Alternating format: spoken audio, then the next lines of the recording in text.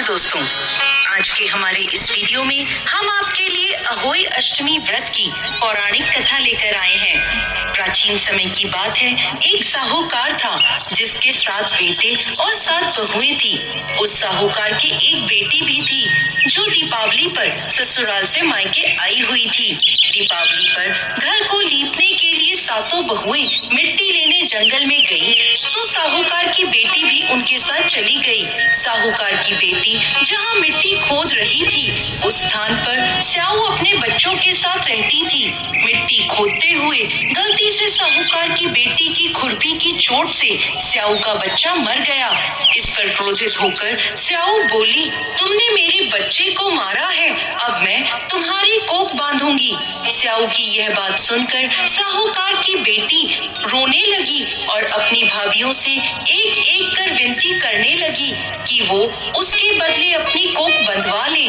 सभी भाभियों ने ननद के बदले अपनी कोख बंधवाने से इनकार कर दिया, लेकिन सबसे छोटी भाभी ननद के बदले अपनी कोख बंधवाने के लिए तैयार हो गई। इसके बाद छोटी भाभी के जो भी बच्चा होता वो 7 दिन बाद मर जाता।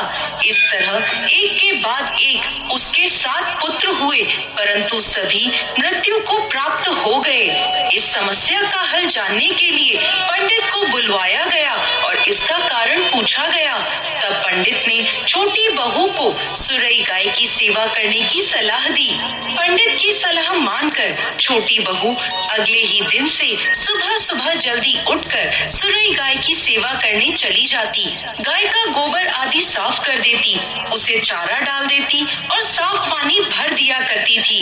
यह सब देखकर सुरई गाय ने एक दिन सोचा, ये इतना सुबह सुबह मेरे सभी कार्य कौन कर जाता है, जल्दी उठकर देखना पड़ेगा।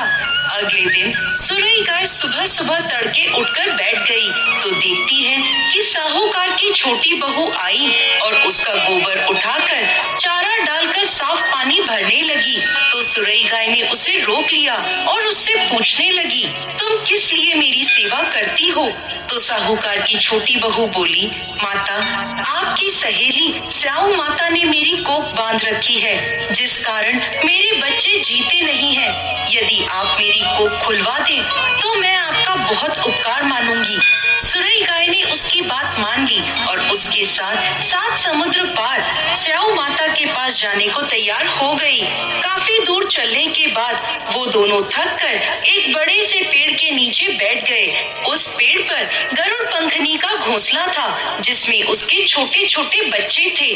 थोड़ी देर में साहूकार की छोटी बहू ने देखा कि एक सांप उन बच्चों को खाने के लिए आ रहा है, तो उसने उस सांप को मार डाला।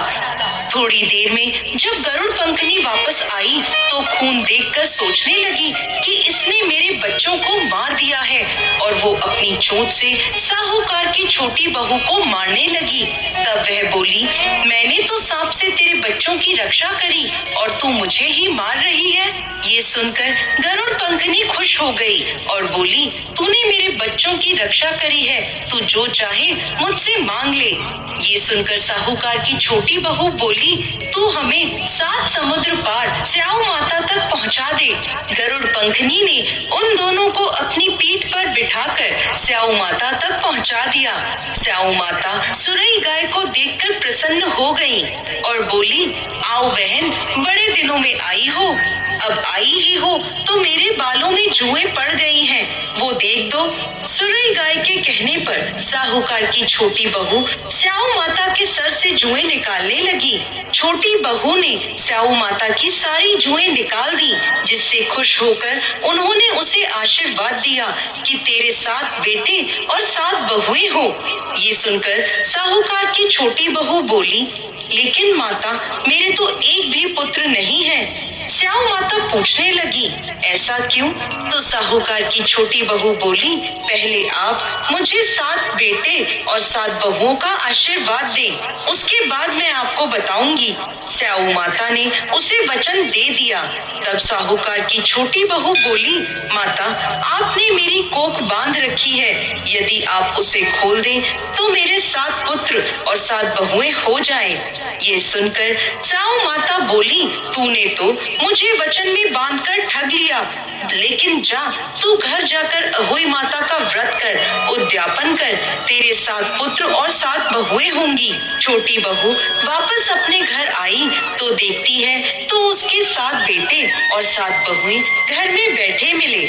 ये देखकर छोटी बहू बहुत प्रसन्न हुई। अहोई अष्टमी का दिन आया तो साहूकार की छोटी बहू ने 7 अहोई बनाकर 7 कढ़ाई दी। उधर उसकी जेठानियां कहने लगी, जल्दी जल्दी सब पूजा पाठ कर लो, अभी छोटी बहू का रोना धोना शुरू हो जाएगा। पूजा के बाद भी जब छोटी बहू की कोई आवाज नहीं आई तो उन्होंने जानकारी लेने के लिए अपने बच्चों को भेजा। बच्चों ने वापस जाके अपनी माँ को बताया कि वहाँ तो अहोई अष्टमी के उद्यापन का कार्यक्रम चल रहा है। ये सुनकर सभी जेठानियां दौड़ी दौड़ी छोटी बहू के घर पहुँची तो देखती हैं कि छोटी बहू के आंगन में उसके 7 बेटे 7 बहुएं हैं और छोटी बहू उद्यापन का कार्यक्रम कर रही है। ये देख वो छोटी बहू से पूछने लगी तो वो बोली, मुझ पर अहोई माता की कृपा हुई है।